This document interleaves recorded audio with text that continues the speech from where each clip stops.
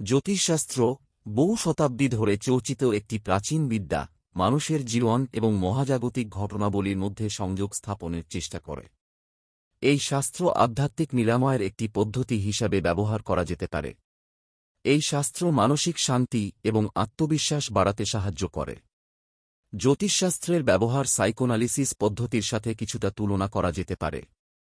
সাইকোনালিসিস মনস্তত্ত্বের একটি বিশেষ শাখা, মানুষের মনের গভীরে লুকানো জটিল প্রক্রিয়াগুলোকে উন্মোচন করে।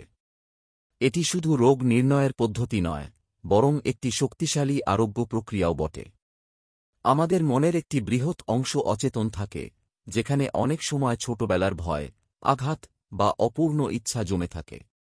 এই অচেতন ইচ্ছাগুলো আমাদের বর্তমান ব্যবহার, সম্পর্ক, এমনকি শারীরিক সমস্যা পর্যন্ত প্রভাবিত করতে পারে। সাইকোনালিসিস এই অচেতন স্তর পর্যন্ত পৌঁছাতে সাহায্য করে।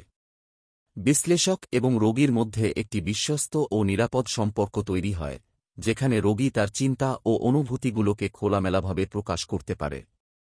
সাইকোনালিসিসের মাধ্যমে আমরা আমাদের অতীতের অভিজ্ঞতাগুলোর নতুন করে বিশ্লেষণ করি। যে ঘটনাগুলো আগে আমাদের কষ্ট দিয়েছিল, সেগুলোকে নতুন দৃষ্টিতে দেখতে শিখি। এই প্রক্রিয়ার মাধ্যমে মনের ভেতরের দ্বন্দ্ব ও সংঘাত কম হয়ে যায়, এবং ব্যক্তি একটি মানসিক শান্তি ও স্থিতিশীলতা অনুভব করে। সেই একই রকমভাবে জ্যোতিষশাস্ত্র আমাদের আধ্যাত্মিক বা স্পিরিচুয়াল দিকটা দেখতে সাহায্য করে।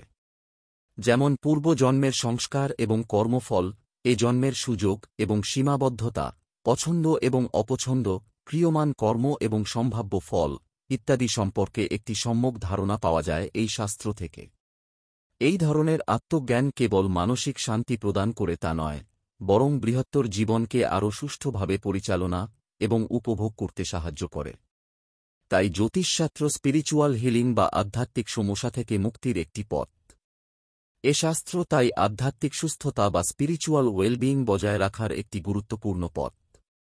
আধুনিক জীবনে আমরা প্রায়শই শারীরিক এবং মানসিক সুস্থতার উপর জোর দিই, কিন্তু আধ্যাত্মিক সুস্থতার গুরুত্ব কম নয়। আধ্যাত্মিক সুস্থতা বলতে বোঝায় জীবনের অর্থ এবং উদ্দেশ্যের অনুভূতি, অন্যের সাথে গভীর সংযোগ এবং অভ্যন্তরীণ শান্তি। আধুনিক মনোবিজ্ঞানও ক্রমশ আধ্যাত্মিকতার গুরুত্ব উপলব্ধি করছে এবং এর সাথে একটি মেলবন্ধন তৈরি করার চেষ্টা করছে।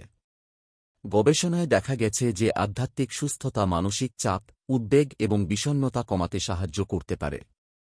এটি জীবনের কঠিন পরিস্থিতিতে স্থিতিশীল থাকতে এবং মানসিক সুস্থতা বজায় রাখতে সহায়তা করে।